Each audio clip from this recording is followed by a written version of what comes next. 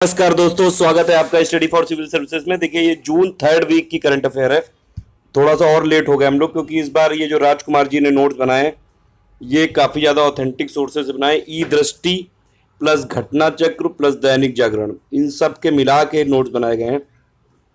और बेसिकली जो state pieces में जैसे क्वेश्चन आते हैं उनको ध्यान में रखते हुए थोड़ा मैंने इनको गाइडलाइन दी थी, तो उस हिसाब से नोट्स बनाए गए हैं। तो ये काफ़ी मतलब कॉम्प्रिहेंसिव नोट्स है और इसमें सब कुछ कवर हो जाएगा लगभग। थोड़े बड़े भी रहेंगे, ये थोड़ा बड़ा वीडियो भी हो सकता है ये, इसीलिए इसको दो पार्ट में बनाऊंगा। थर्ड जून, ये जो थर्ड वीक है ये जून का, उसका वीडियो है, पहला पार्ट है। इसके बाद जो फोर्थ वीक है जो जून का, उसका भी पीडीएफ आ चुका है, उसका भी बना दूंगा शाम तक। तो ये है इसमें, चलिए स्टार्ट कर लेते हैं इसमें। देखिए, इसमें इंडिया में एक ये नई ये चालू हुआ है कि सेंट्रल गवर्नमेंट ने एक ये किया है कि हर 50 किलोमीटर के दायरे में एक पासपोर्ट सेवा केंद्र होना चाहिए। अभी तक करीबन 80 पासपोर्ट केंद्र थे सिर्फ। तो इसमें दो चरणों में पासपोर्ट सेवा केंद्र बढ़ाए गए हैं। पहले चरण में कितने 86 पासपोर्ट सेवा केंद्र खुले और दूसरे चरण में 149 पासपोर्ट सेवा केंद्र बन गए। और ये घोषणा हुई 17 जून को विदेश मंत्रालय की कि जो पासपोर्ट अगर किसी को बनाना है तो उसका ज़्यादा से ज़्यादा उसको 50 किलोमीटर ट्रैवल करना चाहिए। ये बेसिक बात है बस इसमें। तो इस समय अगर आप देखें तो दोनों चरणों को मिला के ये करीबन इंडिया में इस समय पासपोर्ट सेवा केंद्रों की संख्या कितनी होगी, 235 हो गई है। ठीक है, तो ये आप याद रख सकते हैं। ये मतलब बेसिकली ये पूछा जा सकता है एग्जाम में कि सेंट्रल गवर्नमेंट ने या फिर केंद्र सरकार ने कितना उद्देश्य लिया है कि एक पासपोर्ट अगर आपको बनवाना है तो कितने किलोमीटर आपको ट्रैवल करना पड़ सकता है मैक्सिमम। तो मैक्सिमम 50 किलोमीटर के दायरे में आपको एक पासपोर्ट सेवा केंद्र होना चाहिए। ये है बेसिक इसकी बात। दो चरणों में इसके 235 हो गए हैं पासपोर्ट सेवा केंद्र। दूसरा, इसमें राष्ट्रपति ने नम्मा मेट्रो चरण 1 परियोजना ये स्टार्ट की, इनॉग्रेट की। ये है बेंगलुरु में। नम्मा मेट्रो भी स्टार्ट हुई और इसी के साथ कोची मेट्रो भी स्टार्ट हुई थी, पीएम मोदी जी ने की थी। तो ये समर्पित किया है नम्मा मेट्रो कर्नाटक और बेंगलुरु की जनता को। और बेंगलुरु को, ये कुछ इंपॉर्टेंट फैक्ट भी लिखे हुए हैं, बेंगलुरु को गार्डन सिटी के नाम से भी जाना जाता है। और पूरी दुनिया में अगर आप देखें तो सबसे पहली जो मेट्रोपॉलिटन रेल सेवा थी वो तो हालांकि अंडरग्राउंड थी, लेकिन वो ये लंदन में शुरू हुई थी, इंग्लैंड में। उसके बाद फिर इलेक्ट्रिक वाली भी 1890 तक आ गई थी। तो ये आप याद रख सकते हैं। जीके के फैक्ट है, स्टैटिक जीके की। पहली मेट्रोपॉलिटन रेलवे लंदन में चालू हुई 1863 में। नेक्स्ट है इसमें सरदार सरोवर बांध नर्मदा नदी पर जो बना हुआ है, इसकी हाइट बढ़ा दी जाएगी और ये अब मैक्सिमम इनकी हाइट कर दी जाएगी। तो अभी इसकी है तकरीबन 121 और ये प्रस्ताव इसका पारित कर दिया गया है, वो 138.68 मीटर अब इसकी हाइट बढ़ा दी जाएगी। और इसके लिए कई सारे विरोध प्रोटेस्ट भी हो रहे हैं। पारित किसने किया है? नर्मदा नियंत्रण प्राधिकरण, एनसीए ने, नर्मदा कंट्रोल अथॉरिटी ने। और ये मंत्रालय किसके अंडर है? ये जल संसाधन मंत्रालय। और ये आप याद रख सकते हैं, ये गुजरात में भी है सरदार ये सरोवर बांध में। तो गुजरात गवर्नमेंट ने इसको किया। मेन इसका जो बेसिक एम है कि ज़्यादा से ज़्यादा लोगों को ड्रिंकिंग वाटर की फैसिलिटी दी जाए, इरिगेशन का एरिया बढ़ाया जाए और जो हाइड्रो इलेक्ट्रिक पावर है वो ज़्यादा जनरेट की जाए। तो उसी में और ज़्यादा इसमें एडिशन किया गया है, इसीलिए हाइट बढ़ा दी गई है इसकी। नेक्स्ट है इसमें ये नेशनल ये स्टील कंज्यूमर फोरम की बैठक हुई है 16 जून को, यानी कि इस्पात उपभोक्ता परिषद की बैठक हुई है। राष्ट्रीय इस्पात उपभोक्ता परिषद की दूसरी बैठक हुई है भुवनेश्वर में। तो ये आप याद रख सकते हैं। ये पूछा जा सकता है कि राष्ट्रीय इस्पात उपभोक्ता परिषद की दूसरी बैठक कहाँ पे हुई है? भुवनेश्वर में, नेशनल स्टील कंज्यूमर फोरम, इसका इंग्लिश में ये मतलब है। अध्यक्षता की किसने? श्री चौधरी बीरेंद्र सिंह ने। थीम थी इसकी इस्पात उद्योग की वर्तमान स्थिति और आगे की राह। देखिए, नेशनल स्टील पॉलिसी भी 2017 की सेंट्रल गवर्नमेंट ने इंट्रोड्यूस की थी थोड़े दिन पहले। उसमें पूरा मैंने डिटेल बताई थी आपको कि इंडिया का इंपोर्ट घटाना है, पर कैपिटा कंजम्पशन स्टील का बढ़ाना है और इंडिया का टोटल जो स्टील कैपेसिटी वो बढ़ानी है, 300 तक करनी है। जो टोटल प्रोडक्शन है वो भी बढ़ाना है, 265 तक करना है। वो सब बताया था मैंने। नेक्स्ट है इसमें नेशनल, ये जो भारत के सांस्कृतिक मानचित्रण पर राष्ट्रीय अभियान, यानी कि नेशनल मिशन ऑन ये कल्चरल रोडवेज एंड मैप, ये अभी स्टार्ट किया गया है। इस अभियान का शुभारंभ किया गया 18 जून को। किस मिनिस्ट्री के अंडर है? मिनिस्ट्री ऑफ कल्चर के अंडर है। उद्घाटन किया डॉक्टर महेश शर्मा ने। और ये जो स्टार्ट हुआ है national mission on cultural roadways and map, ये रोडवेज का ये वाला जो स्टार्ट किया है, ये उत्तर प्रदेश के मथुरा जिले के गोवर्धन ब्लॉक खंड से चालू किया गया है। और ये इसीलिए किया गया क्योंकि मथुरा ही है ये जन्मस्थली है इनकी, पंडित दीनदयाल उपाध्याय की। और ये अभियान एक हिस्सा किसका है? एक भारत श्रेष्ठ भारत कार्यक्रम का है ये। तो ये आप याद रख सकते हैं, भारत के सांस्कृतिक मानचित्रण पर जो राष्ट्रीय अभियान चालू हुआ है। देखिए एग्जाम में यही पूछा जाएगा कि कहाँ से चालू हुआ है। ये चालू हुआ है उत्तर प्रदेश के मथुरा डिस्ट्रिक्ट के गोवर्धन ब्लॉक खंड से। और ये किसका हिस्सा है? एक भारत श्रेष्ठ भारत का हिस्सा है। इसकी शुरुआत की गई है पंडित दीनदयाल उपाध्याय के जन्म शती के अवसर पर। और अगले 3 साल में इस कार्यक्रम के तहत देश में कुल करीबन 6.5 लाख गांव इसमें कवर किए जाएंगे। तो ये आप याद रख सकते हैं। उसके बाद है national medical and welfare tourism board, यानी कि राष्ट्रीय चिकित्सा और तंदुरुस्ती पर्यटन बोर्ड की बैठक कहाँ पे हुई है? ये हुई है, तीसरी बैठक थी ये, और ये दिल्ली में हुई है। डॉक्टर महेश शर्मा जो कि कल्चर मिनिस्टर हैं, मिनिस्ट्री ऑफ कल्चर के हेड हैं, और ये इन्होंने ये अध्यक्षता की है इसकी। नेक्स्ट है इसमें वरिष्ठ नागरिकों की दूसरी राष्ट्रीय बैठक, यानी कि नेशनल ये इनकी हुई है, एल्डर्स की सिटिंग हुई है ये। तो ये दूसरी राष्ट्रीय बैठक कहाँ पे हुई है? ये हुई है 19 जून 2017 को नई दिल्ली में। और ये अध्यक्षता की थी श्री थावर चंद गहलोत ने, और ministry of social justice and empowerment वाली मिनिस्ट्री है ये आप याद रख सकते हैं। इसमें दूसरी इसमें समिट हुई थी नेशनल ये एल्डर्स की, आप याद रख सकते हैं। तो ये पूछा जा सकता है कि ये हुई कहाँ पे थी? नई दिल्ली में हुई थी, वरिष्ठ नागरिकों की दूसरी राष्ट्रीय बैठक। फिर नेक्स्ट है इसमें सेलिब्रेटिंग योगा करके एक मोबाइल ऐप का शुभारंभ किया है, इनॉग्रेशन किया है। नई दिल्ली से स्टार्ट हुआ है, ये इनॉग्रेशन किया गया है। और ये किस मिनिस्ट्री के अंडर किया गया है? किस मिनिस्ट्री ने किया है? Ministry of science and technology. तो ये आप याद रख सकते हैं। और ये किया है डॉक्टर हर्षवर्धन ने। और बेसिक इसका जो एम क्या है कि स्वास्थ्य के लिए योगा को मतलब कुल मिला के लोकप्रिय बनाना, उसकी अवेयरनेस बढ़ाना और लोगों को और ज़्यादा प्रोत्साहित करना कि वो लोग योगा करें। सेलिब्रेटिंग योगा, मेन इंपॉर्टेंट बात इसमें याद रखने वाली ये है कि सेलिब्रेटिंग योगा मोबाइल ऐप ये किस मिनिस्ट्री ने लॉन्च किया है? विज्ञान और प्रौद्योगिकी मंत्रालय, मिनिस्ट्री ऑफ साइंस ने मतलब किया है इसमें। नेक्स्ट है इसमें स्टार्टअप इंडिया हब का शुभारंभ हुआ है, इनॉग्रेशन हुआ है, नई दिल्ली से हुआ है। और ये किया है किसने? श्रीमती निर्मला सीतारमन ने। और ये मिनिस्ट्री है ministry of commerce and industry, इनकी ये मिनिस्टर हैं। और ये online startup hub India hub का शुभारंभ किया गया है। इसमें देखिए स्टार्टअप से रिलेटेड जितने भी स्टेक होल्डर्स हैं वो एक मंच पर आएंगे और वो संपर्क में रहेंगे और एक दूसरे से इंफॉर्मेशन शेयर करेंगे, जिससे कि इंडिया के जो स्टार्टअप हैं उनको और ज़्यादा बल मिल सके और ज़्यादा प्रमोट हो सके। इंडिया अगर आप देखें तो पूरी दुनिया में इस समय स्टार्टअप पारिस्थितिकी तंत्र वाला तीसरा सबसे बड़ा देश है। तो ये आप याद रख सकते हैं। नेक्स्ट है इसमें 2 राज्यों में देखिए ODF यानी कि ओपन डेफिकेशन फ्री अभी सबसे पहले इंडिया में अगर आप देखें सबसे पहले कौन हुआ था वो ग्रामीण एरियाज में, वो हुआ था सिक्किम। नंबर 2 पे हुआ हिमाचल प्रदेश, नंबर 3 पे हुआ केरला। अभी 2 और हो गए हैं, नंबर 4 पे हो गया है उत्तराखंड, नंबर 4 पे हो गया है देखिए उत्तराखंड, और नंबर 5 पे हो गया है हरियाणा। तो ये आप याद रख सकते हैं, ओपन डेफिकेशन फ्री मतलब खुले में शौच नहीं करता है कोई। और ये घोषित किया गया 22 जून को, मिनिस्ट्री ऑफ ड्रिंकिंग के अंडर में आता है ये जो स्वच्छ भारत मिशन है उसी के तहत किया गया है ये। तो स्वच्छ भारत मिशन भी मिनिस्ट्री ऑफ ड्रिंकिंग वाटर के अंडर ही है ये। तो इसमें 5 राज्यों में अब ये खुले में शौच मुक्त हो गए हैं टोटल ये। और इसमें अगर आप देखें इंडिया में जैसे 6.5 लाख गाँव हैं, इनमें से 2 लाख से ज़्यादा अभी गाँव ओपन डेफिकेशन फ्री हो गए, मतलब वहाँ कोई खुले में शौच नहीं करता। और 147 जिले हो गए हैं करीबन, इनको घोषित किया जा चुका है। तो ये आप याद रखिएगा, पहला ओपन डेफिकेशन कौन था? ओपन डेफिकेशन फ्री था सिक्किम, फिर हिमाचल प्रदेश, फिर केरला, और चौथा है उत्तराखंड, 5वां है Haryana. Ministry of drinking water ने ये घोषित किया है, ठीक है। नेक्स्ट है अटल पेंशन योजना। ये चालू तो 2015 के आसपास हुई थी, लेकिन अब इसको डिजिटाइज्ड कर दिया गया है 16 जून में मिनिस्ट्री ऑफ फाइनेंस ने। और अब इसको डिजिटली सब्सक्राइब किया जा सकता है। इसीलिए किया क्योंकि आजकल डिजिटल इकोनॉमी को गवर्नमेंट प्रमोट कर रही है ताकि ज़्यादा से ज़्यादा लोग इसको कर सकें। ऑनलाइन सब चीज़ें बहुत आसान हो जाती हैं, इसीलिए।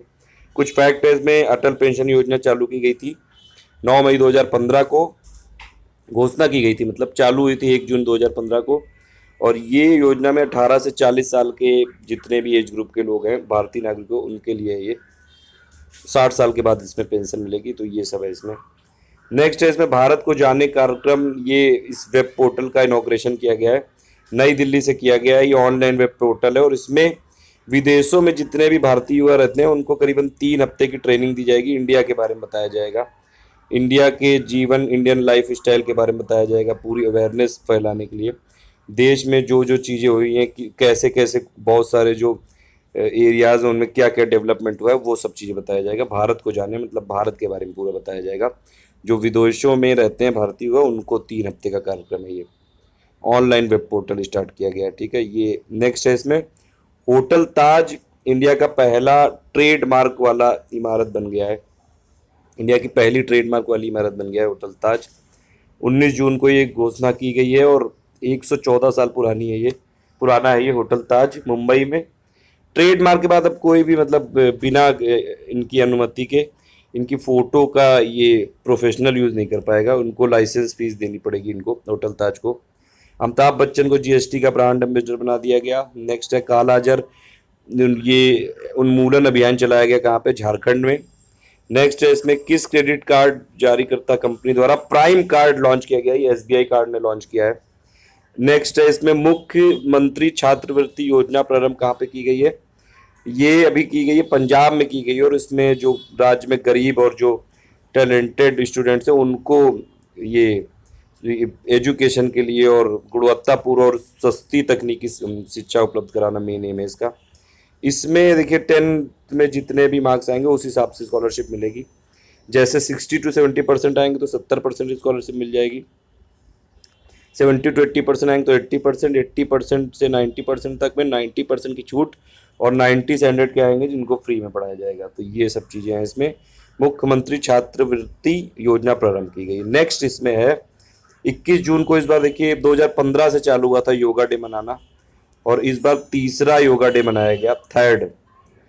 तो ये आप याद रख सकते हैं, तीसरा अंतर्राष्ट्रीय योग दिवस इस बार मनाया गया। इसकी थीम क्या थी, योग for health, yoga for health, स्वास्थ्य के लिए योग होना चाहिए, ये इसकी थीम थी।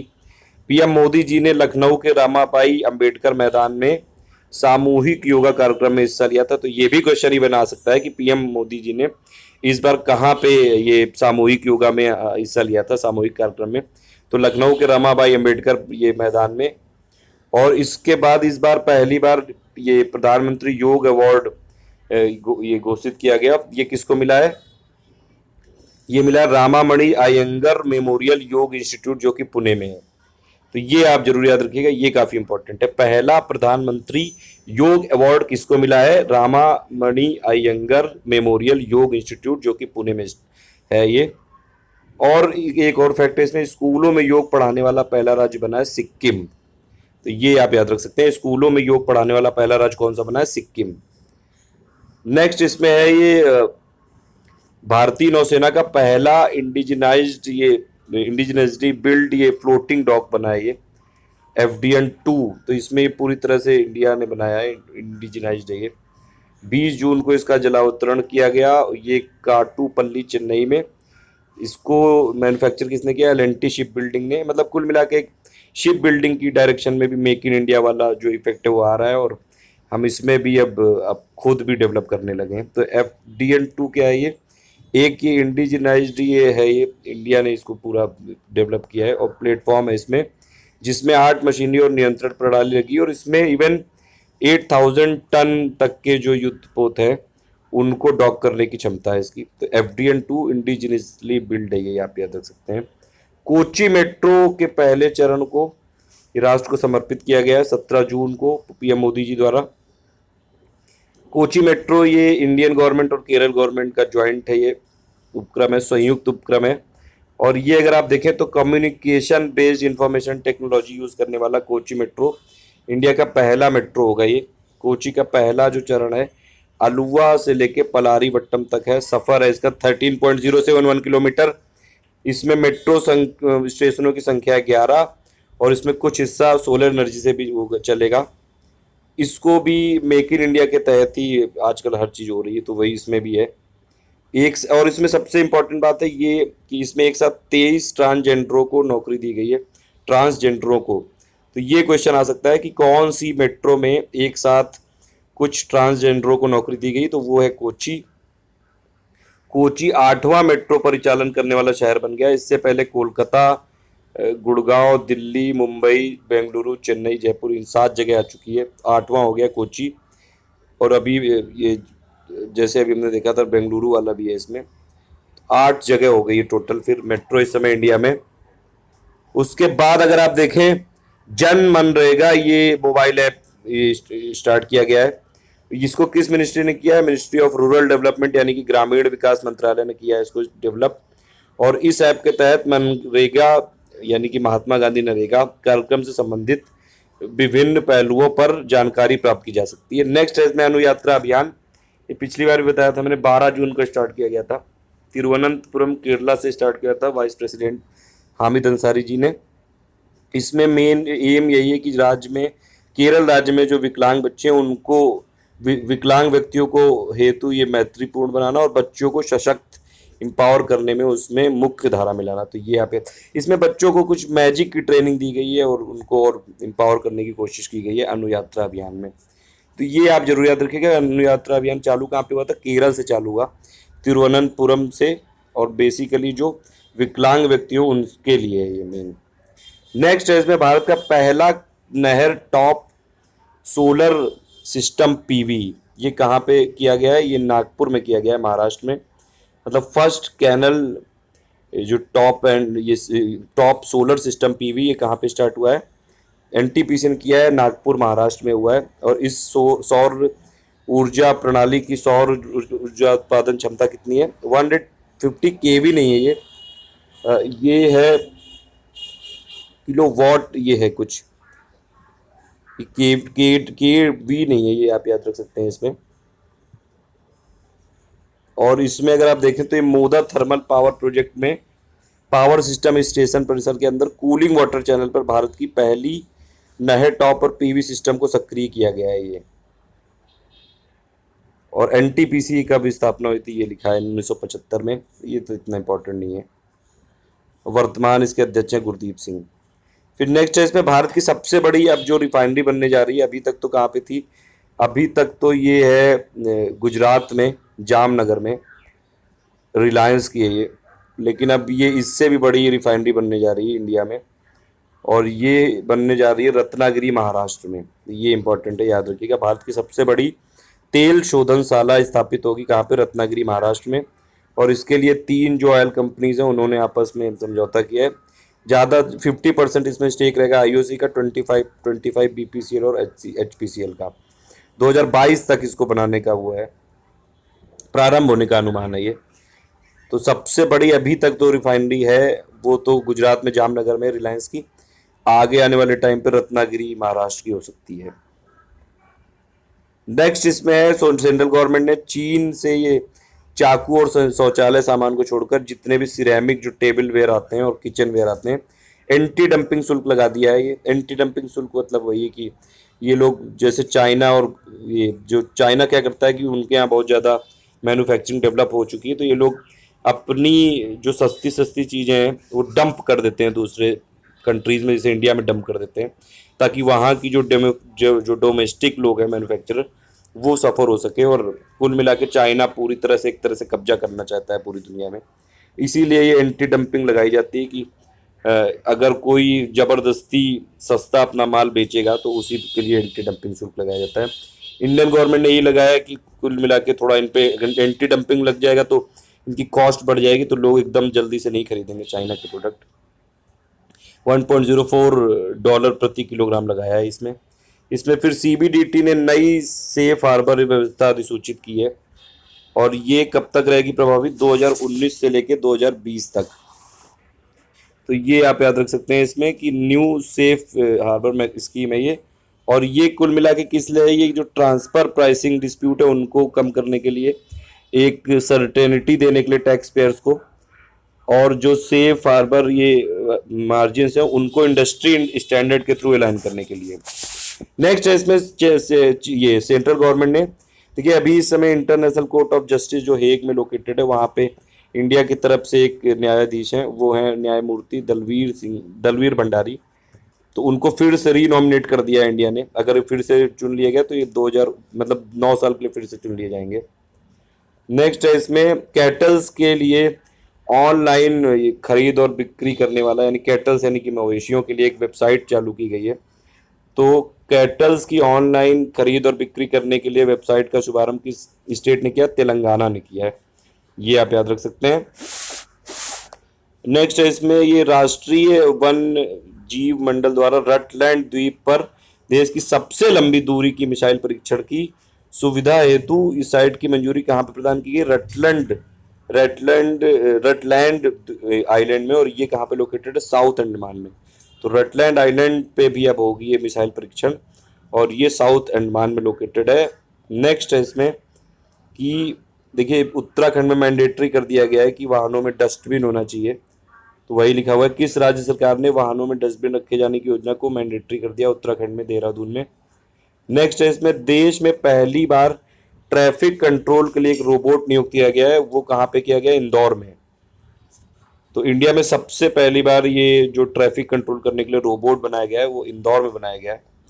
नेक्स्ट है इसमें डीजल की होम डिलीवरी देने वाला भारत का पहला शहर कौन है?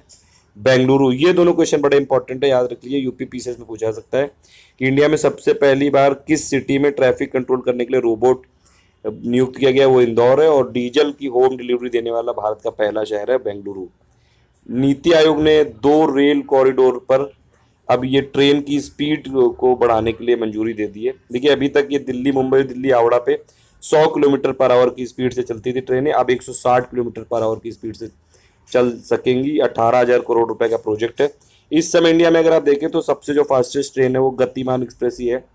दिल्ली से जो आगरा तक चलती है वो 160 किलोमीटर पर आवर की स्पीड से चलती है। वैसे एक ट्रेन और है तेजस, आपने अगर सुना होगा तो तेजस को भी डेवलप करा जा रहा है। उसकी मैक्सिमम स्पीड इवन 200 किलोमीटर तक 200 किलोमीटर पर आवर तक वो अचीव कर सकती है। नेक्स्ट इसमें है मंदसौर में जो ये किसानों का आंदोलन हुआ था उसकी वजह से जो पुलिस ने फायरिंग की थी, तो मंदसौर हिंसा में करीबन 5 किसान मारे गए थे। उसके लिए एक 1 मैन कमेटी इस्टेब्लिश की है, किसने? एमपी गवर्नमेंट ने, जस्टिस जेके जैन की अध्यक्षता में। तो ये आप याद रख सकते हैं, JK Jain committee is related to MP, ये मंदसौर हिंसा जो हुई थी उससे रिलेटेड है ये। फिर केरल के 2 स्थलों पर मेगा फूड पार्क की आधारशिला रखी, कहाँ कहाँ? पलक्कड़ और अलप्पुझा में। फिर है ये यूगो इम्पोर्ट किस देश का सरकारी स्वामित्व वाला उपक्रम है? ये सर्बिया का है। इसमें एक्चुअली अनिल अंबानी की समूह की जो कंपनी है रिलायंस डिफेंस कम्युनिकेशन, इसने सर्बिया की जो पब्लिक वहाँ की डिफेंस कंपनी है यूगो इम्पोर्ट, उसके साथ भारत में गोला बारूद का निर्माण करने के लिए समझौता किया है। तो यूगो इम्पोर्ट कहाँ की है? सर्बिया की। नेक्स्ट है इसमें Asian infrastructure investment bank, China और इंडिया ने चालू किया था 2013-14 के आसपास। उसमें चाइना सबसे बड़ा इस समय स्टेक होल्डर है, सेकंड नंबर पे इंडिया है। उसके जो बोर्ड ऑफ गवर्नर्स की तीसरी बैठक कहाँ पे होगी? मुंबई में होगी, भारत में, 2018 में। नेक्स्ट है इसमें भारत के साथ ये जो इंफॉर्मेशन फाइनेंशियल इंफॉर्मेशन शेयरिंग का ये एग्रीमेंट किया है, किसने? स्विट्जरलैंड ने। भारत के साथ भी किया है और 40 और कंट्रीज के साथ किया है। कुल मिला के जो दुनिया भर में ब्लैक मनी को रोकने के लिए ये जो प्रयास हो रहे हैं उसी से रिलेटेड है ये, काला धन रोकने के लिए, और उसी लिए फाइनेंशियल जो इंफॉर्मेशन है उसको एक्सचेंज की जाएगी। पहला ये जो सेट आदान प्रदान किया जाएगा 2019 में, तो इंडिया और स्विट्जरलैंड का एग्रीमेंट हुआ है। नेक्स्ट है इसमें साबरमती आश्रम के 100 साल पूरे हो गए हैं स्थापना के। 17 जून 1917 को महात्मा गांधी जी ने इसको इस्टेब्लिश किया था, साबरमती आश्रम को। और इसके 100 साल पूरे होने पर एक गांधी दर्शन ट्रेन भी चलाई गई है, जो गांधी से रिलेटेड जो इम्पोर्टेंट प्लेसेस हैं उनके लिए, तो गांधी दर्शन ट्रेन चलाई गई है। फिर नेक्स्ट है इसमें सेंट्रल गवर्नमेंट ने अभी ये घोषणा की है कि अगर कोई फाइनेंशियल ट्रांजेक्शन 50,000 से ऊपर होता है तो उस पर आधार कार्ड ये मैंडेटरी होगा। तो ये आप याद रख सकते हैं। फिर नेक्स्ट है इसमें कुछ बुक्स के नाम है। अ क्रिसमस मिरेकल, ये किसने लिखी? हार्दिक उप्रेती ने। 15 साल के हैं ये, इतनी कम उम्र में ये करने वाले बने हैं ये, Hardik Upreti. A Christmas miracle. फिर नेक्स्ट है इसमें F-16 लड़ाकू विमान अब भारत में भी बनेंगे, और इसके लिए एक समझौता भी हुआ है। लॉकहीड मार्टिन जो अमेरिका की space company plus Tata advance system Tata की कंपनी के बीच में हुआ है समझौता। तो F-16 लड़ाकू विमान अब भारत में भी बनेंगे, ये आप याद रख सकते हैं। फिर बुक्स और उसके राइटर के नाम लिखे हुए हैं इम्पॉर्टेंट। ये है द एक्साइल बुक, इसमें के राइटर हैं कैथी स्कॉट और एड्रियन लेवी, दोनों ब्रिटेन के इन्वेस्टिगेटिव जर्नलिस्ट हैं। नेक्स्ट है इसमें smokeless tobacco and public health in India. इस पे भारत में पहली बार तंबाकू चबाने वाले जो उत्पाद हैं उन पर एक बुक जारी की गई है। 5 लेखकों ने लिखी है ये। प्रकाश सी गुप्ता, मोनिका अरोरा, धीरेन्द्र सिन्हा, समीर आसमा, मार्क पारसक डोला। इनका नाम याद रखने की तो जरूरत नहीं, इतने सारे तो नहीं पूछे जा सकते हैं। एक बुक लिखी गई है ये, अब वो भी खैर लिखा हुआ है smokeless tobacco and public health in India. Next इसमें कुछ अंतर्राष्ट्रीय न्यूज दी हुई है। एना बर्नाविक ये सर्बिया की पहली प्रधानमंत्री नियुक्त हो गई हैं, पहली महिला प्रधानमंत्री हो गई हैं। और ये भी इम्पॉर्टेंट बात ये है कि ये समलैंगिक है, यानी कि ये लेस्बियन है। तो सर्बिया की पहली लेस्बियन पीएम बनी है एना बर्नाविक, और वो भी मतलब पहली महिला और पहली लेस्बियन, पहली समलैंगिक पीएम होंगी ये। तो ये आप याद रख सकते हैं एना बर्नाविक। इस समय जो सर्बिया के राष्ट्रपति हैं अलेक्जेंडर बुसिक, राजधानी है सर्बिया की बेलग्रेड, मुद्रा है दिनार। फिर डॉक्टर ये लियो वरडकर ये हैं, ये आयरलैंड के पीएम बने हैं, और इनके बारे में भी है कि ये भी देश के पहले समलैंगिक प्रधानमंत्री हैं। तो देश के मतलब पूरी दुनिया में अगर आप देखें तो सर्बिया में जैसे अभी पहली समलैंगिक पीएम बनी है, तो ये भी आप याद रख सकते हैं एना बर्नाविक। और डॉक्टर लियो वरडकर ये भी समलैंगिक प्रधानमंत्री, मतलब होमोसेक्सुअल हैं ये भी, और ये इंडियन ओरिजिन के हैं, ये भी आप याद रख सकते हैं। आयरलैंड के जो पीएम है इंडियन ओरिजिन गे हैं, ये गे पीएम है। नेक्स्ट इसमें फॉलिंग सीरीज पेंटिंग की नीलामी हुई है।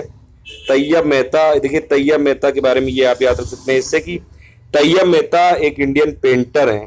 तो इन्हीं की एक जो पेंटिंग की नीलामी हुई, कितने की हुई है? 4.27 करोड़ रुपए की हुई है फॉलिंग सीरीज पेंटिंग, 1965 में बनाई थी। ऑयल पेंटिंग जनरली बनाते थे ये। सैफरन आर्ट की जो ग्रीस में कॉलिन ऑनलाइन नीलामी में की गई है। नेक्स्ट है इसमें देखिए रिमिटेंस के मामले में ये जो यूएन की रिपोर्ट आई 2016 में, उसमें इंडिया फिर से नंबर 1 हो गया है। मतलब इंडिया ही नंबर 1 है काफ़ी सालों से। UN international fund for agriculture development, उसमें जो रिपोर्ट आई है तो सबसे ज़्यादा जो रिमिटेंस भेजा है, मतलब जो पैसे भेजे हैं किसी देश के नागरिक जो प्रवासी हैं बाहर रहते हैं, उसमें सबसे नंबर 1 पे है भारत। भारत में $62.7 बिलियन भेजा है जो भारत के इंडियन डायस्पोरा है। पूरी दुनिया में चाइना में भेजा है 61, फिलीपाइंस में भेजा है 29.9। देखिए इंडिया के करीबन 2 करोड़ लोग बाहर हैं, और ये आप याद रखते हैं करीबन, हाँ 2 करोड़ लोग इसमें बाहर हैं इंडिया के। और सबसे ज़्यादा जो इंडिया के इंडियन डायस्पोरा है किसी भी कंट्री में वो यूएई में है सबसे ज़्यादा। सेकंड नंबर पे सऊदी अरेबिया में है।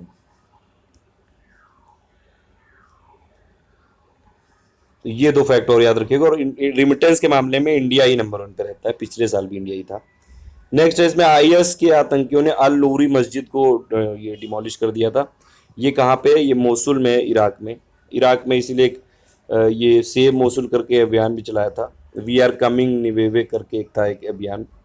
नेक्स्ट है इसमें नासा ने अंतरिक्ष मिशन हेतु 12 अंतरिक्ष यात्रियों को चुना है, उसमें से एक भारतीय अमेरिकी मूल का अंतरिक्ष यात्री है, वो है राजा गिरिंदर चारी। नेक्स्ट है इसमें ग्लोबल इनोवेशन जो इंडेक्स 2017 आया है, उसमें इंडिया की रैंकिंग बढ़ गई है। इंडिया पहले 2016 में था 66वें प्लेस पे, अब हो गया है 60वें प्लेस पे। तो ये आप याद रख सकते हैं ग्लोबल इनोवेशन इंडेक्स। इसका 10th संस्करण आया है इस बार, 2007 से हो रहा है प्रकाशित। और इसकी जो थीम थी इनोवेशन फीडिंग द वर्ल्ड, इस बार थी इनोवेशन फीडिंग द वर्ल्ड। इसको पब्लिश कौन करता है? वीपो, world intellectual property organization, plus ये कॉर्नल यूनिवर्सिटी प्लस इंसीड, ये तीनों मिलके पब्लिश करते हैं इसको, GII को, यानी कि ग्लोबल इनोवेशन इंडेक्स। टोटल इसमें 127 कंट्रियों का एनालिसिस किया गया था। नंबर 1 पे स्विट्जरलैंड है लगातार 7वीं बार, नंबर 2 पे स्वीडन है, नंबर 3 पे नीदरलैंड है। इंडिया पिछले साल 66 पोजीशन पे था, इस बार 60 पे आ गया है, मतलब इम्प्रूव किया है इंडिया ने काफ़ी। लेकिन इंडिया नंबर 1 पे है किसमें? Export of ICT services. तो export of information and communication technology services में इंडिया नंबर 1 पे है। और नंबर 2 में है इंडिया किसमें? इनोवेशन क्वालिटी में। इनोवेशन क्वालिटी में नंबर सेकंड में है इंडिया, और एक्सपोर्ट ऑफ आईसीटी यानी कि information and communication technology services में एक्सपोर्ट में नंबर 1 पे है इंडिया। और ओवरऑल इंडिया की पोजीशन इस समय कितनी हो गई? 60। 2017 में 60 हो गई, 2016 में थी 66वीं। नेक्स्ट है इसमें ये जैव प्रौद्योगिकी नवाचार संगठन यानी कि बायो अंतरराष्ट्रीय सम्मेलन, ये कहाँ पे हुआ है? सैन डियागो अमेरिका में। तो ये आप याद रख सकते हैं इसमें। नेक्स्ट है इसमें इनसाइट, एक चाइना का पहला अंतरिक्ष दूरबीन लॉन्च किया है। मतलब कि ये पहला एक्सरे स्पेस टेलीस्कोप है, चाइना ने किया है। ये कहाँ से किया है? ये गोबी रेगिस्तान में एक जगह है, वहाँ से किया है। जियोकुयान करके है उपग्रह प्रक्षेपण केंद्र, 2.5 टन का है ये एक्सरे मॉड्यूलेशन टेलीस्कोप है ये। तो इसका नाम है इनसाइट, और चाइना द्वारा ये लॉन्च किया गया पहला अंतरिक्ष दूरबीन है ये। इसके माध्यम से जो साइंटिस्ट हैं उनको ब्लैक होल के बारे में, उनके डेवलपमेंट के बारे में, चुंबकीय क्षेत्र के बारे में, पल्सर के भीतरी हिस्सों की जानकारी प्राप्त करने में मदद मिलेगी। तो ये आप याद रखते हैं, इनसाइट चाइना का पहला अंतरिक्ष दूरबीन लॉन्च है, ये लॉन्च हुआ था। X-ray telescope, X-ray space telescope, mainly जो ब्लैक होल के जो भी डेवलपमेंट है और प्लस जो मैग्नेटिक फील्ड है पल्सर से रिलेटेड इनको इन्फॉर्मेशन मिल जाएगी इससे। नेक्स्ट इसमें भारत अफगानिस्तान के बीच में पहला एयरक्राफ्ट कॉरिडोर स्टार्ट हुआ, और ये किसने किया? अशरफ गनी द्वारा। अशरफ गनी जो राष्ट्रपति हैं इस समय अफगानिस्तान के, चालू की गई काबुल से लेकर नई दिल्ली के बीच में। और ये कॉरिडोर पाकिस्तान को एक्चुअली बाईपास करने के लिए सीधा भारत आएगा। अफगानिस्तान वैसे भी लैंडलॉक्ड है। अफगानिस्तान और इंडिया के रिलेशन अच्छे हैं, लेकिन पाकिस्तान बीच में है, और अगर आप लैंड के रूट से जाएं तो बिना पाकिस्तान के पहुंचना मुश्किल है, क्योंकि अगर आप इधर ऐसे घूम के आएंगे तो काफ़ी लंबा पड़ेगा। तो इसलिए एयर कॉरिडोर किया गया है। और भी इसका बहुत ज़्यादा स्ट्रेटेजिक है, जैसे कि अफगानिस्तान अगर आप देखें तो अफगानिस्तान में ये डेवलपमेंट भी काफ़ी सारा इंडिया कर रहा है। उसके बगल में इधर आप देखें तो चाबहार वाली जो रूट है ईरान से, उससे भी अफगानिस्तान में पूरा डेवलपमेंट होने की हुआ है। एक और है INSTC, वो भी इंडिया डेवलप कर रहा है। कुल मिला के इधर ही पाकिस्तान को बाईपास करके और भी बाकी जो देश हैं उनसे ट्रेड रिलेशन करने के लिए इंडिया के काफ़ी सारे प्रयास चल रहे हैं। नेक्स्ट है इसमें मालाबार एक्सरसाइज ज्वाइंट, ये जो एक्सरसाइज होती है पहले इंडिया अमेरिका के बीच में होती थी, फिर जापान को भी इंक्लूड कर लिया गया, जापान की नेवी को भी। तो ये 2017 की हुई थी इंडिया, अमेरिका और जापान में। नेक्स्ट है इसमें संयुक्त राष्ट्र का TIR कन्वेंशन, UN का TIR कन्वेंशन, इसमें जुड़ने वाला इंडिया बन गया है 71वां देश, यानी कि ट्रांसपोर्ट इंटरनेशनल रेटियार्स करके है ये, रेटियार्स नहीं लग रहा है मुझे। तो ये TIR जो UN का TIR कन्वेंशन है उससे जुड़ने वाला इंडिया 71वां देश बन गया है।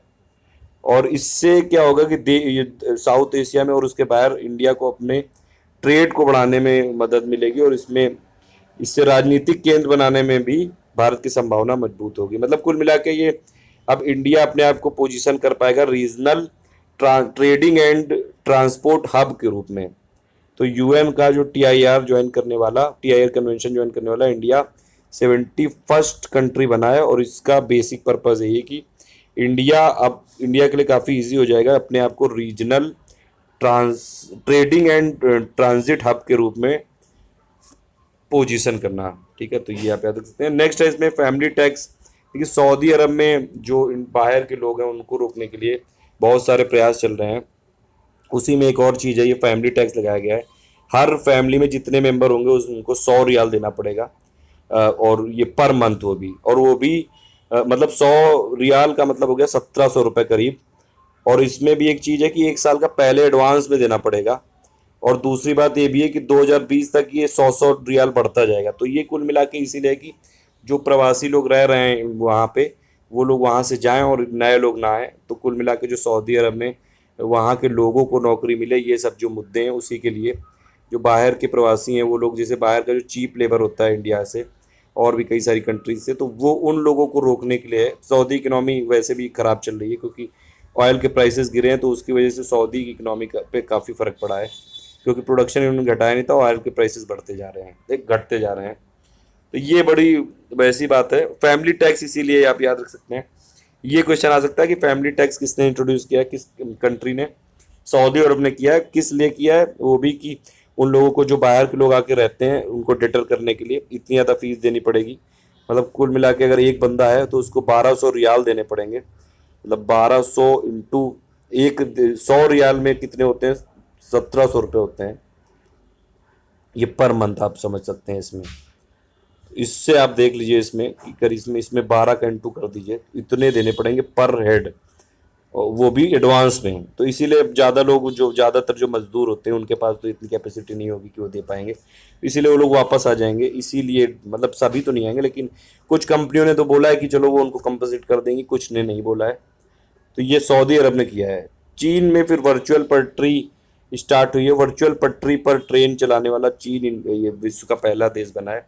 रेललेस ट्रैक पर चलेगी मतलब चीन में। इसके लिए एक मैं अलग भी वीडियो बनाया है, तो उसमें आप याद रख सकते हैं रोड पे मतलब कुल मिला के ट्रेन चलेगी, वहाँ पे रबर के टायर होंगे ट्रेन के, और 40 किलोमीटर तक वो एक बार में चलेगी, वो भी इलेक्ट्रिसिटी से ऑपरेटेड होगी।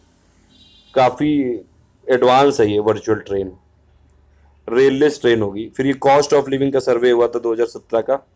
इसमें पूरी दुनिया के सबसे महंगे शहरों की सूची जारी की जाती है। इसमें आप देखें तो ये रिपोर्ट किसने जारी की, human resources consulting firm Mercer ने चालू की है ये। 2209 ये महंगे शहरों की सूची जारी की गई है इसमें कॉस्ट ऑफ लिविंग सर्वे में। नंबर 1 पे कौन है, लुआंडा सिटी है अंगोला का, अफ्रीका का। तो ये आप मतलब पूरी दुनिया का सबसे महंगा शहर कौन है, लुआंडा अंगोला का। नंबर 2 पे हांगकांग, 3 पे टोक्यो जापान, नंबर 4 पे ज्यूरिक है स्विट्जरलैंड का, 5th पे है सिंगापुर। पूरी दुनिया में अगर आप देखें तो इंडिया का अगर सबसे महंगा अगर देखें, इंडिया में सबसे महंगा है मुंबई, जिसका पूरी दुनिया में प्लेस है 57th। और इंडिया में सबसे दूसरा जो महंगा है नई दिल्ली, वो उसका पूरी दुनिया में प्लेस है 99th। थर्ड नंबर पे जो इंडिया का कॉस्टलीस्ट सिटी है वो है चेन्नई, और उसका पूरी दुनिया में जो प्लेस है 135वां। सूची में अंतिम स्थान मिला है ट्यूनिस को, ट्यूनीशिया का। इसमें जो ये फर्म है इसने शहरों में आवास, घरेलू सामान, परिवहन, मनोरंजन, भोजन, कपड़े, इन सभी के साथ करीबन 200 वस्तुओं और संसाधनों की कीमत की तुलना की है। तो कॉस्ट ऑफ लिविंग में पूरी दुनिया में सबसे ज़्यादा जो महंगा है, सबसे ज़्यादा कॉस्ट ऑफ लिविंग मतलब कि रहने के लिए जो कॉस्ट लगती है, उस हिसाब से सबसे महंगा शहर है पूरी दुनिया का लुआंडा अंगोला। नंबर 2 पे हांगकांग। इंडिया का सबसे महंगा कौन है, मुंबई है। नंबर 2 पे दिल्ली है, नंबर 3 पे चेन्नई है, और मुंबई 57th है पूरी दुनिया में। नई दिल्ली पूरी दुनिया में 99 पे है, चेन्नई पूरी दुनिया में 135 पे है। फिर नेक्स्ट है इसमें 5वीं इंडिया साउथ कोरिया की जो वार्ता हुई है वो सियोल में हुई है। फिर नेक्स्ट है इसमें गूगल को मोस्ट वैल्यूएबल ब्रांड घोषित किया है 2017 का। तो 2017 का सबसे मूल्यवान ब्रांड घोषित किया गया है Google, most valuable brand. Next है इसमें एनएसजी की बैठक कहाँ पे हो रही है, स्विट्जरलैंड की कैपिटल बर्न में हुई इस बार। एनएसजी में टोटल मेंबर है 48। इंडिया भी काफ़ी दिनों से इसमें मेंबरशिप चाह रहा है, लेकिन चाइना की वजह से और कुछ कंट्रीज़ की वजह से हमको नहीं मिल पा रही है। नेक्स्ट है इसमें 106वां मतलब 106th अंतर्राष्ट्रीय श्रम सम्मेलन 2017 कहाँ पे हुआ, यह आयोजित जिनेवा में हुआ ये। नेक्स्ट है इसमें भारतीयों के लिए ऑनलाइन वीजा आवेदन ये की घोषणा किसने की है, ऑस्ट्रेलिया ने की है। फिर ईरान और चीन के बीच में एक ज्वाइंट नेवी एक्सरसाइज हुआ है गल्फ ऑफ हॉर्मुज में, फारस की खाड़ी में, आप याद रख सकते हैं, स्ट्रेट ऑफ हॉर्मुज में, सॉरी, फारस की खाड़ी में, ठीक है। नेक्स्ट है इसमें स्काई ट्रैक्स 2017 की वर्ल्ड एयरलाइंस अवार्ड में विश्व की सर्वश्रेष्ठ एयरलाइन किसको घोषित किया गया है, कतर एयरवेज को। चौथी बार सर्वश्रेष्ठ रहा है ये। तो स्काई ट्रैक्स 2017 की जो वर्ल्ड एयरलाइंस की रैंकिंग है उसमें कतर एयरवेज नंबर 1 पे है। मतलब सबसे पूरी दुनिया का 2017 का सबसे बेस्ट जो एयरलाइन अवार्ड है वो मिला है कतर एयरवेज को। नेक्स्ट है इसमें भारत को संयुक्त राष्ट्र आर्थिक और सामाजिक परिषद के लिए फिर से चुन लिया गया है, यानी कि इको एओसी के लिए फिर से चुन लिया गया है इंडिया को। नेक्स्ट इसमें वर्ल्ड बैंक अब अफगानिस्तान की अर्थव्यवस्था को बढ़ाने के लिए $500 मिलियन देगा। फिर ब्रिक्स देशों के कृषि मंत्रियों की 7वीं बैठक कहाँ पे हुई, नानजिंग चाइना में। फिर किस देश के शोधकर्ताओं द्वारा 2 डायमेंशनल चुंबक की खोज की गई, अमेरिका की। ऐसे क्वेश्चन जरूर आ जाते हैं यूपीपीसीएस में, याद रखिएगा। तो अमेरिका के शोधकर्ताओं ने 2D यानी कि 2 डायमेंशनल चुंबक की खोज की है। नेक्स्ट है क्यूबा समझौता रद्द करने का निर्णय किसने लिया, अमेरिका ने। ये 2004 से ही अमेरिका के जो राष्ट्रपति थे बराक ओबामा, और क्यूबा के राष्ट्रपति राउल कास्ट्रो, दोनों के बीच में एक फ्रेंडली हो गया। क्यूबा और अमेरिका के रिलेशन फ्रेंडली होने लगे और एक शांति समझौता भी किया गया था। और इसीलिए 1 साल के अंदर क्यूबा की राजधानी हवाना में पुनः मतलब फिर से अमेरिका का ये एम्बेसी खोली जाएगी। नेक्स्ट है इसमें पुर्तगाल में एक फॉरेस्ट फायर लगी थी काफ़ी बड़ी, 62 लोग मर गए थे पेड्रोगो ग्रांडे में, सेंट्रल पुर्तगाल में है। तो ये आप याद रख सकते हैं, जंगलों में भीषण आग लगने से 62 लोगों की मृत्यु हो गई थी पुर्तगाल में, पेड्रोगो ग्रांडे में। नेक्स्ट है इसमें संयुक्त राष्ट्र संघ के भ्रष्टाचार विरुद्ध सम्मेलन में के कार्यान्वयन समीक्षा बजट का 8वां सत्र कहाँ आयोजित हुआ? वियना, ऑस्ट्रिया में। नेक्स्ट है इसमें पूरी तरह से कार्बन न्यूट्रल जो बन जाएगा कंट्री, वो कौन बन जाएगा? स्वीडन बन जाएगा। स्वीडन में एक लॉ पास किया गया है, उसमें बोला गया है कि अब 2045 तक कार्बन का उत्सर्जन करने वाला, मतलब कार्बन इमिशन करने के लिए ये पूरी तरह से कार्बन न्यूट्रल बन जाएगा कंट्री स्वीडन। तो कार्बन का उत्सर्जन खत्म करने संबंधी बिल पास किया गया 2045 तक स्वीडन में। ये कुछ अपॉइंटमेंट दिए हुए, इतने इंपॉर्टेंट तो नहीं हुए जिससे कि शशि शंकर को किया गया है। विश्व शरणार्थी दिवस पर यूनिसेफ ने अपना गुडविल एम्बेसडर किसको बनाया है? मुजून अल मेलेहन को, जो कि सीरिया की शरणार्थी हैं, 19 साल की। ये इंपॉर्टेंट है। विश्व शरणार्थी मतलब वर्ल्ड जो रिफ्यूजी डे में यूनिसेफ ने अपना गुडविल एम्बेसडर किसको बनाया? मुजून अल मेलेहन को, जो कि सीरिया की शरणार्थी हैं। ये सबसे युवा गुडविल एम्बेसडर हैं, 19 साल की। ठीक है। उसके बाद पंजाब विधानसभा के डिप्टी स्पीकर बनाया गया अजायब सिंह भट्टी को। नया जो होम सेक्रेटरी बनाया गया राजीव गौबा को। शहरी विकास सेक्रेटरी जो बनाया गया, urban development secretary Durga Shankar Mishra को। फिर ये बिहार के जो अभी कार्यवाहक राज्यपाल बनाए गए हैं केशरीनाथ त्रिपाठी को, कि वहाँ के जो हैं रामनाथ कोविंद तो प्रेसिडेंट के लिए अब लड़ रहे हैं, तो इसीलिए कार्यवाहक बनाया गया केशरीनाथ त्रिपाठी को। आईसीसी के जो डेप्यूटी चेयरमैन के लिए चुना गया है इमरान ख्वाजा को, सिंगापुर के। उपाध्यक्ष के लिए किसको चुना गया है? इमरान ख्वाजा को, सिंगापुर के हैं जो कि। डेनमार्क में इंडिया के नए राजदूत होंगे अजीक विनायक गुप्ते। इटली में भारत का अगला राजदूत होगा रीनत सिंधु। देखिए ये काफ़ी इंपॉर्टेंट न्यूज़ है। International tribunal for the law of sea, यानी कि इटलोस की पहली भारतीय महिला अध्यक्ष कौन बनी है? नीरू चड्ढा। इनका नाम जरूर याद रखिएगा, 9 साल का कार्यकाल होगा इनका। ये इटलोस यानी कि international tribunal for the law of sea, ये जो मैरी टाइम डिस्प्यूट होते हैं कंट्रीज के बीच में, उनको ये रिजॉल्व करता है। यूएन की एक न्यायिक संस्था है ये ITLOS, international tribunal for the law of seas. 21 सदस्य हैं इसमें। देखिए वैसे तो ये 1982 में क्लॉज आ गया था जो united nation convention on the law of sea वाला। उसके बाद 1994 में बन गई थी, इम्प्लीमेंट हुआ ये फाइनली। उसका एक प्रोविज़न था वो 1996 में। इसका केंद्र है हेम्बर्ग में, जर्मनी में। और वर्तमान अध्यक्ष इसमें न्यायाधीश व्लादिमीर गोलितस्न। तो ये आप याद रखिएगा, नीरू चड्ढा को बनाया गया है इटलोस की पहली भारतीय महिला न्यायाधीश। और ये मैरी टाइम डिस्प्यूट को रिजॉल्व करने वाली बॉडी है ये। सऊदी अरबिया में नए क्राउन प्रिंस बनाया गया मोहम्मद बिन सलमान को, और हटाया किसको गया? प्रिंस मोहम्मद बिन नाइफ को। तो मोहम्मद बिन सलमान अब हैं नए क्राउन प्रिंस, और ये सऊदी अरबिया के उप प्रधानमंत्री भी होंगे। नेक्स्ट है इसमें भारत में अमेरिका के नए राजदूत अभी कौन बनाए गए? Kenneth I Juster. खेल से रिलेटेड है ये कुछ। यूएस ओपन गोल्फ चैंपियनशिप 2017 के विजेता बने ब्रुक्स कोएफ्कर के हैं ये। और इंडोनेशिया ओपन सुपर सीरीज इस बार जीती है ये श्रीकांत किदम्बी श्रीकांत ने जीती है। जकार्ता में इंडोनेशिया में हुई थी, और इन्होंने हराया किसको? काजुमासा साकई को, जापान के। देखिए ये श्रीकांत जो है, किदम्बी श्रीकांत, ये इंडोनेशिया ओपन सुपर सीरीज जीतने वाले पहले भारतीय पुरुष शटलर बन गए हैं। इस बार ये 3 सुपर सीरीज के फाइनल में गए थे। सिंगापुर में ये हार गए थे बी साई प्रणीत से, और फिर उसके बाद इंडोनेशिया इन्होंने जीत ली, पहले बन गए इंडियन। और उसके बाद एक और ऑस्ट्रेलियन ओपन सीरीज भी इन्होंने जीती। हिमाचल प्रदेश में अभी स्टेट ओलंपिक होगा, हमीरपुर से में आयोजन हुआ इस बार 22 जून से 25 जून तक, और इसलिए टॉर्च का भी ये आयोजन किया गया। और इसका मोटो क्या है इस टॉर्च रन का? चल हिमाचल, खेल हिमाचल, कुल मिला के मतलब ओलंपिक जो आने वाला है नेक्स्ट, उसके लिए हिमाचल के लोगों को प्रिपेयर करवाना, स्पोर्ट्स को और ज़्यादा प्रमोट करना, जो यूथ है उनके में उनको खेल से जोड़े रखना। भारतीय क्रिकेट टीम के कोच पद से इस्तीफा अनिल कुंबले ने दे दिया था विराट कोहली से विवाद के बाद में। नेक्स्ट है इसमें ब्रिटिश कोर्ट ने किस खिलाड़ी को दिवालिया घोषित किया? बोरिस बेकर, जर्मनी के जो हैं, ये एक टाइम पे काफ़ी बड़े खिलाड़ी थे ये, और इस समय दिवालिया हो गए हैं, ये बैंकरप्ट हो गए हैं। आईसीसी चैंपियंस ट्रॉफी 2017 खत्म हो गई थी, एट्थ चैंपियंस ट्रॉफी थी ये, 1 से 18 जून तक चली। होस्ट किसने किया था? इंग्लैंड, वेल्स ने। मेजबानी 8 देशों ने इसमें भाग लिया था। Group A, group B, Bharat group B में था।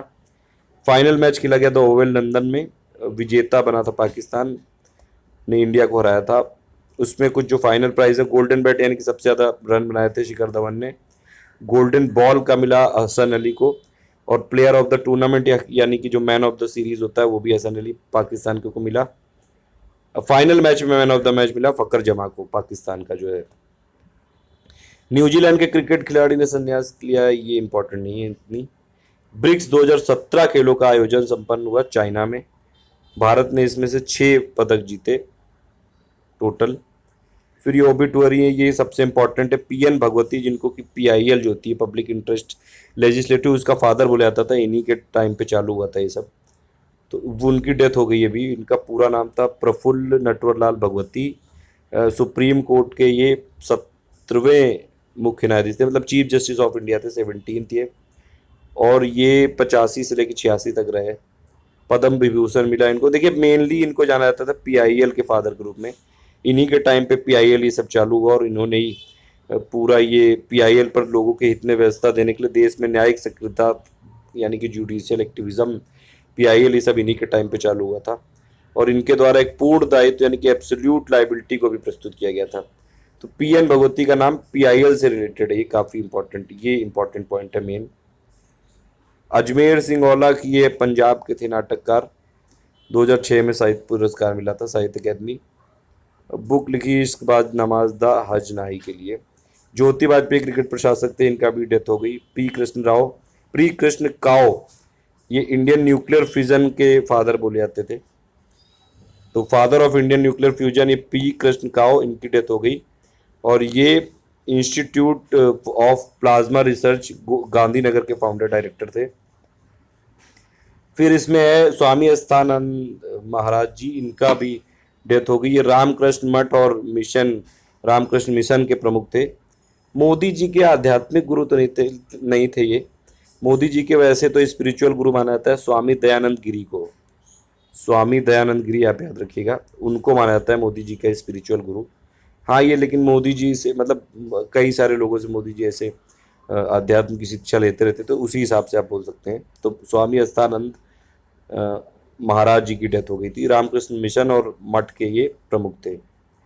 फिर ये वॉल्डविन जैकबसन लॉन्सडेल, इनका डेथ हो गया, वनुआतू के राष्ट्रपति थे, इतने इंपॉर्टेंट नहीं है ये। वनुआतू ये कहाँ पे है ये स्थित? पैसिफिक ओशन में है, राजधानी है इसकी पोर्ट विला। फिर ये हेलमुट कोल, ये काफ़ी इंपॉर्टेंट है, जर्मनी के पूर्व चांसलर थे और लगातार 16 साल तक जर्मनी के चांसलर रहे, और इनको father of the German unification बोला जाता है, ये काफ़ी इंपॉर्टेंट है, इनकी डेथ हो गई अभी। पूर्वी और पश्चिमी जर्मनी का एकीकरण करने के लिए इनको संज्ञा दी जाती है, father of the German unification. फिर ये कुछ प्राइज है, ये काफ़ी इंपॉर्टेंट है। मैन बुकर इंटरनेशनल प्राइज है 2017 का। ये किसको मिला? देखिए मैन बुकर जो प्राइज़ है ये यूके होस्ट करता है इसको। 2004 से लेकर 2015 तक ये हर 2 साल में एक बार दिया जाता था, लेकिन 2016 से हर साल दिया जाने लगा। और ये मिलता है बेस्ट बुक जो कि इंग्लिश ट्रांसलेशन में होती है उसके लिए। इस बार 2017 का जो मिला है मैन बुकर इंटरनेशनल प्राइज़, वो मिला है डेविड ग्रॉसमैन को, जो कि इसराइल के हैं, और ये पहले इसराइली ऐसे हैं जिनको कि मैन बुकर इंटरनेशनल प्राइज़ मिला है। ये किस उपन्यास के लिए मिला है? हॉर्स वॉक्स इनटू ए बार, इसके लिए मिला है। 2016 में दिया गया था ये द वेजिटेरियन के लिए। ये हॉग कॉन्ग को दिया गया था, नाम है इनका, दक्षिण कोरिया के जो थे। तो 2016 का भी याद रखिए, हॉग कॉन्ग दक्षिण कोरिया के, उनको मिला था द वेजिटेरियन के लिए।